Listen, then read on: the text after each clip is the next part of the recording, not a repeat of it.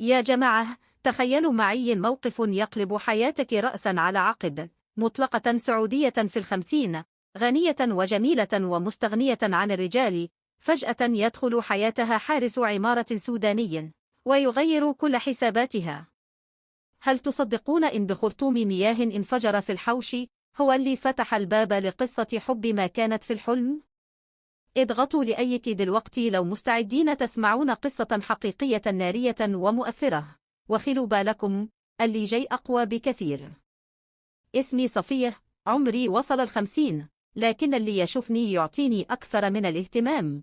أهتم بنفسي، ربي أنعم علي بالجمال والمال، عندي محل عبايات معروف، وعندي عمارتي الخاصة ملكي. كانت دايم أقول يا أرض اهدي ما عليك قدي، شايفة نفسي مستغنية عن كل الرجال، ذقت منهم المر والغدر، قررت أعيش لنفسي ولشغلي وبس. ما كنت أدري إن المقادير مخبية لي مفاجأة كبيرة، رجال طويل عريض بيغير كل قناعاتي في يوم وليلة. القصة بدأت يوم رجعت من البوتيك الظهرية، الحر يهد الحيل. دخلت العمارة، لقيت واحد جالس عند البوابة كأنه صاحب المكان، رجال سمار يلمع من الشمس، شنبه يوقف عليه الصقر، جالس بثقة وهدوء. طار عقلي، قلت شو هالجرأة، من وين طلع لي هذا؟ وقفت السيارة، نزلت وأنا الشرار يطير من عيوني، ناوية أطرده شر طرده. قربت منه وقلت بصوت عالي: أنت من وش مجلسك هنا قدام بيتي؟ قام، وقف باحترام وهيبة، طوله غطى علي، وقال بلهجة سودانية هادية: مرحبتين يا ست الكل، أنا بشير الحارس الجديد للعمارة. قلت له: حارس مين وظيفك؟ أنا ما طلبت حارس ولا أبي أحد هنا، رد بابتسامة وثقة: والله يا أستاذة صفية، اللي جابتني صديقتك الست نورة، قالت العمارة محتاجة رجال يحميها ويشيل حملها. كان يتكلم وأنا عيوني تفصل تفاصيله، الرجال هيبة بمعنى الكلمة، كتوفه عريضة، ساعده قوي، حسيته مثل السد العالي، شيء ما شفته من زمان في أشباه الرجال اللي مروا علي. قلت له: أسمع يا بشير، أنا ما أبي حراس، نورة تتصرف من كيفها، يا لا شيل قشك وتوكل على الله، ما أبي أشوف وجهك هنا. ظل واقف مكانه مثل النخلة الثابتة، وقال: يا ست صفية، أنا ما أقدر أمشي إلا لما أكلم الست نورة، هي اللي كلفتني وهي اللي تأمرني، وأنا يزول ما أخون الأمانة. كلمة يزول وطريقته الرجولية خلتني أهدى شوى، حسيت قدامي رجال حقيقي، مو مجرد عامل، رجال يملى العين والقلب. بديت أحس بشعور غريب، إعجاب ممزوج بخوف من التغيير المفاجئ. دخلت بيتي وأنا أتمتم، لكن صورة بشير ما راحت من بالي، طوله، هيبته، الطاقة اللي تشع منه، حسيت العمارة صارت آمنة بوجوده. اتصلت على نورة، هزتها في البداية، قلت لها: ايش هالمصيبة اللي أرسلتيها لي؟ ضحكت وقالت: يا صفية، هذا بشير رجال ونعم الرجال، أمين وقوي، يشيل العمارة على كتافه، جربيه كم يوم وبتدعين لي. كلامها رن في أذني، صرت أفكر: معقولة أنا كانت محتاجة السند وأنا أكابر؟ معقولة هذا الزول هو اللي بيسد الفراغ اللي عشت فيه سنين؟ بديت أراقبه من الشباك، شفته يتحرك في الحوش بهمة ونشاط، يشيل أشياء ثقيلة كأنها ريشة، ما شاء الله تبارك الله، عروق يده بارزة، قوته واضحة. حسيت قلبي يدق دقات نسيتها من زمان، كانت أشوف فيه القوة اللي افتقدتها، الصلابة اللي كانت أدور عليها. بديت أغير رأيي في طرده، قلت لنفسي: يا بنتي يا صفية، ليش ما تستفيدين من الفرصة؟ الرجال موجود ومتحمس، خليه يحل راتبه، ويمكن يطلع منه فائد أكبر. نزلت له بعد العصر، مغارة لبسي، متزينة بعباية كشخة، وقفت قدامه وقلت: يا بشير، بما إنك لازمت تجلس، أنا عندي شرط، أبي أشوف شطارتك. قال: أبشري يا ست الكل.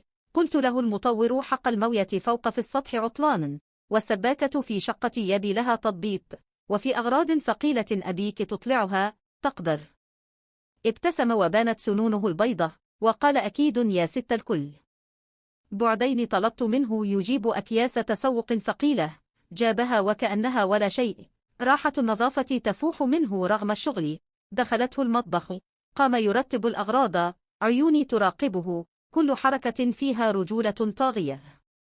ما قدرت أمسك نفسي، قلت له يا بشير، باين عليك قوي وشديد، الله يحفظك.